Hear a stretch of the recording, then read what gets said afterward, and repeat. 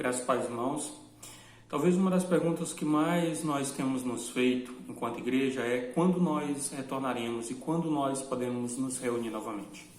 A cada decreto que é emitido pelo Poder Municipal, pelo Poder Executivo Municipal ou mesmo pelos governos estaduais, há aquela expectativa, aquele desejo de uma liberação. E talvez uma pergunta que alguns já tenham feito é: e se esses governos continuarem impedindo e continuarem a emitir ordens que nos proíbam de nos reunir? E aí, nós vamos ficar sem nos reunir para sempre ou por um longo período? Ou nós iremos praticar ou nos envolver em desobediência civil, em desobediência a essas regras, em desobediência a essas leis? E é sobre esse tema que eu gostaria de conversar hoje com os irmãos, com você que está me vendo nesse momento. E eu gostaria de, antes de tocar no assunto, antes de irmos para o assunto e pontuarmos algumas questões importantes que devem ser observadas a respeito desse tema, dentro de um contexto bíblico, de ler dois textos bíblicos com você.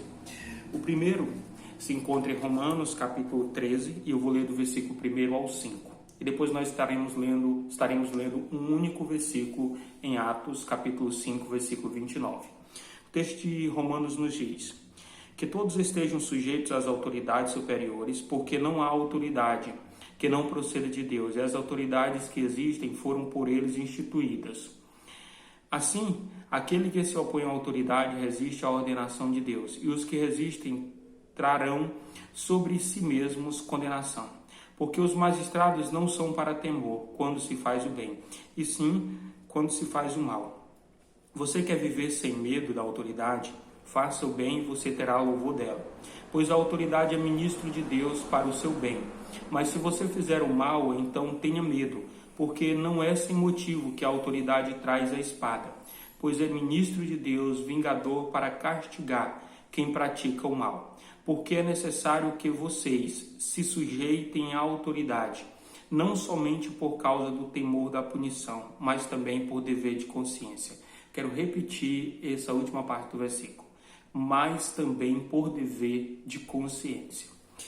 Agora, Atos capítulo 5, versículo de número 29, nos diz: é mais importante obedecer a Deus, ou então respondeu Pedro e os demais apóstolos afirmaram: é mais importante obedecer a Deus do que aos homens.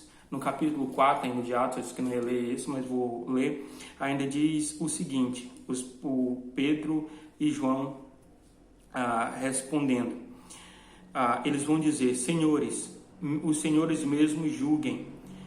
O versículo 19 do capítulo 4. Os senhores mesmos julguem se é justo diante de Deus ouvirmos antes os senhores do que a Deus, pois nós não podemos deixar de falar das coisas que vimos e ouvimos.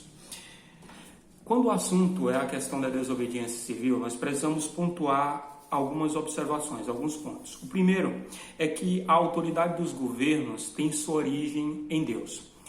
Biblicamente, os governos têm uma autoridade que é derivada de Deus. Deus dá autoridade a esses governos a exercerem, sobre aqueles aos quais governam. Todos aqueles que estão em posto de governo, eles estão ali, a sua autoridade tem sua origem em Deus. E isso implica num dever cristão de obedecê-los. E isso implica em que, se nós nos opomos à autoridade, nós também estamos nos opondo a Deus. E isso significa também que o poder desses governantes, ele não é absoluto.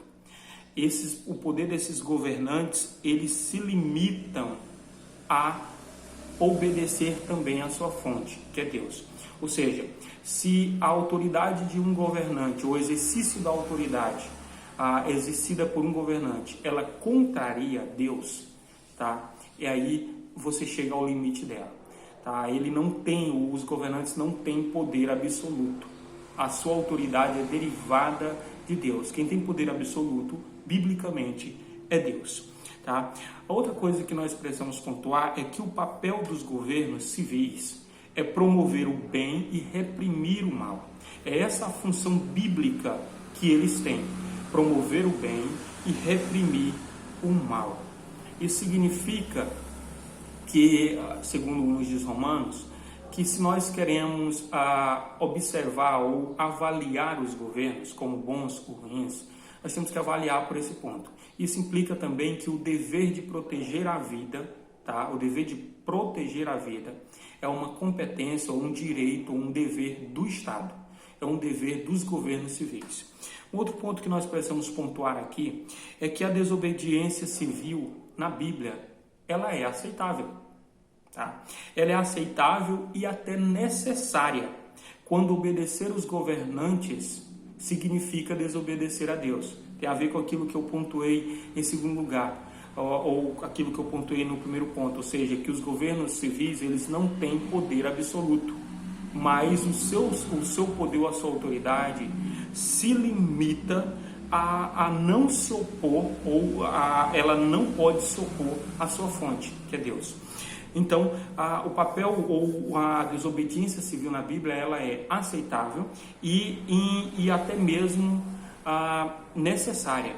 Quando obedecer os governos civis significa desobedecer a Deus. E aí nós vamos ter alguns exemplos bíblicos que a narração bíblica traz uma aprovação. Por exemplo, os amigos de Daniel, Mesaque, Sadraque e Abednego, tá? Fica sabendo, ó rei, tá? Que mesmo que o nosso Deus não nos livre, nós não nos prostraremos. Está lá o rei tentando obrigá-los a se prostrar diante de uma imagem, a adorá-lo, e eles se negam a adorá-lo e se submetem a ir à fogueira, mas não obedecem à autoridade ali, ou rei. Desobedecem porque obedecer o rei significava desobedecer a Deus. Vamos ter o próprio Daniel, que quando tem um edito ou tem uma lei que proíbe o mesmo de orar, Daniel desobedece, porque obedecer aquela lei significava desobedecer a Deus. E ele, mesmo contra a lei, mesmo contra os governos civis do seu tempo, ele ora a Deus. Nós podemos também citar o exemplo das parteiras de Israel, ali no Egito, que contra o rei ou contra Faraó, elas não matam as crianças. Nós podemos também citar o exemplo dos sábios que foram visitar Jesus Cristo enquanto bebezinho. Mesmo Herodes ordenando que eles retornassem para dizer onde estava a criança, eles não fazem. Eles praticam desobediência civil, porque eles obedecem primeiro uma ordem de Deus, dada pelo anjo, de não retornarem por lá, porque obedecer ao rei ou a Faraó ou a Herodes, significava desobedecer a Deus. Uma outra coisa que nós precisamos pontuar é que o cristão, tá? Eles não podem ser pacíficos e nem coniventes com um governo injusto. O cristão ele não pode ser pacífico, inerte ou conivente com um governo injusto, mas ele deve usar dos meios legais, cabíveis e disponíveis a ele, para estar combatendo as injustiças e requerendo os seus direitos. Nós temos exemplos bíblicos também aprovados na Bíblia por Deus. Nós podemos citar, por exemplo, o caso de Esther, que pratica desobediência civil. Não sei se encaixaria muito bem aqui nesse ponto, mas Esther, no caso, ela descumpre uma lei do seu tempo, tá? E ela vai à presença do rei persa, mesmo sem ser convidada, que era um desrespeito à lei, mas ela o faz para a salvação do seu povo. E aquilo, pela narrativa bíblica, nos parece ser aprovado. Nós temos também o exemplo de Paulo, que diante daqueles que o prendem injustamente, açoitam, requer o seu direito de cidadão romano em Filipos, e o mesmo faz uso desse seu direito de cidadão romano a um julgamento justo diante de Festo e apela para César. Então, nós temos exemplos também que mostram que o cristão não pode ser inerte, conivente ou mesmo pacífico diante das injustiças, ok? Ele deve usar os meios legais para então estar combatendo essas injustiças e requerendo os seus direitos. Tá, e agora, o que isso tudo tem a ver com o nosso tempo? Seria então agora os dias em que nós estamos vivendo. O justo, que a igreja agora praticasse desobediência civil, que nós agora, nesse próximo domingo, ou hoje mesmo, estivéssemos nos reunindo como igreja, desobedecendo aquilo que o poder público municipal está proibindo ou está determinando. Seria justo, então, as igrejas agora começarem a praticar a desobediência civil? Irmãos, aí mora um problema, porque diante daquilo que nós já pontuamos, o problema atual em relação às reuniões da igreja é que nós temos aí uma sobreposição de competências ou uma sobreposição jurisdicional, como alguns podem descrever. E essa sobreposição de competências, ela nos mostra o seguinte: primeiro, quanto às reuniões da igreja, e no caso de se reunir para cultuar, é dever e é direito da igreja se reunir para cultuar a Deus. Notem, é dever e é direito bíblico. É dever bíblico e direito bíblico da igreja se reunir para cultuar a Deus. E nós estamos falando da igreja como um todo, não estamos falando de famílias se reunir nessas casas, não. É dever e é direito da igreja se reunir para cultuar a Deus. Mas ao mesmo tempo, é dever e é direito do Estado proteger a vida. É dever e é direito do Estado proteger a vida. Direito bíblico, dever bíblico do Estado proteger a vida. E aí? Quem aí, nesse caso, deve ter a razão ou deve ter a proeminência? Alguns dizem, agora o Estado é que vai ter. O Estado agora, dentro dessa sobreposição de competência, ou seja, dentro desse campo em que ambos têm direito e ambos têm o dever, o Estado é que vai ter a razão. Irmãos, o problema aqui é que nós estamos numa pandemia. E o Estado aqui, ele acaba tendo, então, prioridade, não porque o Estado esteja acima do direito da igreja de se reunir, ou do direito da igreja de cultuar a Deus, ou do dever da igreja de cultuar a Deus, mas porque, por bom senso, nós sabemos que, para que nós possamos nos reunir e cultuar, nós precisamos estar vivos. Tá? Nós não nos reunimos mortos para cultuar. E alguém pode dizer, mas no céu tal. Nós estamos falando nessa realidade aqui, nós não estamos falando ainda pensando numa realidade eterna, nós estamos pensando nessa realidade atual. Tá? Nós precisamos estar vivos para nos reunir e cultuar a Deus. Então, nesse caso, o Estado tem uma boa razão para, então, estar suspendendo as reuniões da igreja. Tá, pastor, mas aí, quando é que nós podemos perceber que o Estado talvez, ou venhamos a entender que as razões que o Estado vier a apresentar em algum momento possível não seriam justas e nós poderíamos, então, exercer o nosso direito bíblico também, tá, de desobediência civil? Bem, eu acho que duas coisas precisariam ser observadas aqui. A primeira é se as razões do Estado são justas. Se o Estado está colocando razões justas para estar impedindo que a igreja se reúna. E a segunda coisa é se as igrejas estão sendo tratadas com excepcionalidade.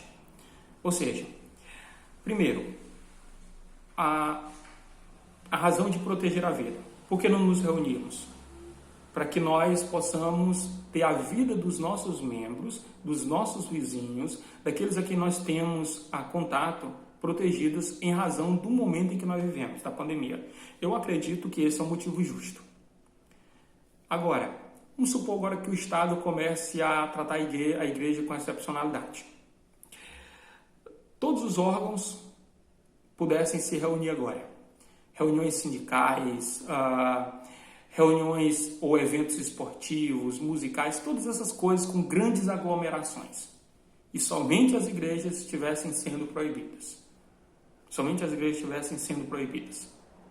Então esse seria um momento em que nós perceberíamos que o Estado ele não estaria exercendo o seu dever e direito legal bíblico de proteger a vida, mas ele estaria a serviço do sistema desse mundo que é contrário ou que se opõe a Deus, de tentar impedir a igreja de exercer o seu direito bíblico e o seu dever bíblico de se reunir para cultuar publicamente a Deus. E aí nós estaremos diante de um Estado autoritário. Nesse ponto, sim, seria não apenas algo aceitável, mas com algo necessário, a desobediência civil. Mas eu acredito que esse não seja o caso do momento. Esse não seja o caso. Eu sei que assusta, por exemplo, o nosso município, academias serem liberadas e outras coisas serem liberadas e não as igrejas. Mas nós compreendemos que há uma diferença muito grande entre você ir numa academia e você estar numa igreja, sabe? É totalmente diferente.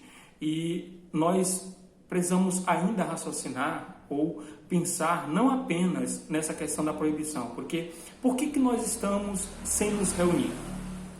Eu não posso falar por todas as igrejas, eu posso falar pela nossa igreja, Igreja Batista Ebenezer. A razão de nós não nos reunirmos não é simplesmente uma proibição do Estado. A nossa decisão veio bem antes de que o nosso município estivesse proibindo as reuniões da igreja. A razão pela qual nós não estamos nos reunindo é por um testemunho cristão, ou seja, o nosso desejo de proteger e cuidar não apenas dos membros da nossa igreja, mas também dos nossos vizinhos e dos nossos familiares. Nós estamos deixando de nos reunir não porque o governo esteja proibindo, mas por um testemunho cristão, um amor que nos move a ter cuidado e a zelar pelos que são os nossos vizinhos, os nossos familiares, aqueles que são membros da nossa igreja, aqueles que são mais frágeis, aqueles que estão nos grupos de risco.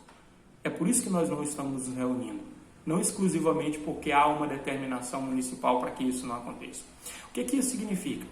Isso significa mesmo que o poder municipal autorize que a igreja se reúna, se a igreja perceber que isso colocará em risco os membros, os vizinhos, os nossos familiares, colocará em risco e que será um testemunho de amor se nós deixarmos de nos reunir por um período curto de tempo, nós assim o faremos. Nós assim o faremos. Já citei para os irmãos, mas os irmãos lembram, o apóstolo em Filipos, ele apanha, é preso, o apóstolo Paulo, e quando ele é liberado para sair da cidade, ele não sai. Ele requer que as autoridades daquela cidade venham se retratar publicamente. Ele faz isso para proteger os membros daquela cidade, por cuidado com o cristianismo ali em Filipos, para dar então ao cristianismo, à igreja ali em Filipos, uma certa proteção, para proteger aqueles irmãos.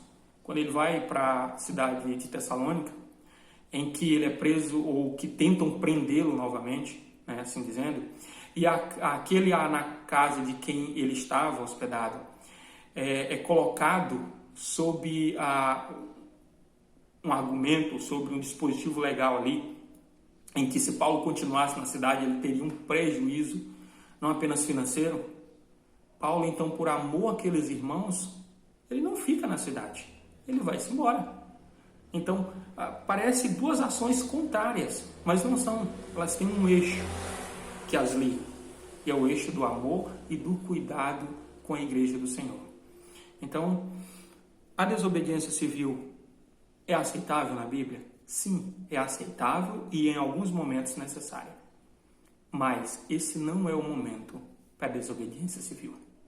Esse é o momento para testemunhar do amor de Cristo e do cuidado que nos move a zelar pelos nossos membros, pelos nossos vizinhos, pelos nossos familiares. Então, irmão, senta o joelho no chão, ou dobra o joelho e ora, e ora. Tem tanta gente precisando nesse momento de nós, de estarmos compartilhando do amor de Cristo, de estarmos orando por essas pessoas. Vai chegar o momento em que nós voltaremos a nos reunir. Vai chegar esse momento e nós vamos nos reunir. E isso não depende de poder municipal, isso não depende do Estado. Isso depende de Deus. Na hora certa, no momento certo. Lembrem-se, existe um poder que é absoluto, e é o poder de Deus. Não é do Estado. Não é do Estado. E na hora que o poder de Deus, ou na hora que esse Deus determinar que nós voltemos a nos reunir, isso vai acontecer. Então que Deus abençoe você e lhe leve a refletir na sua palavra.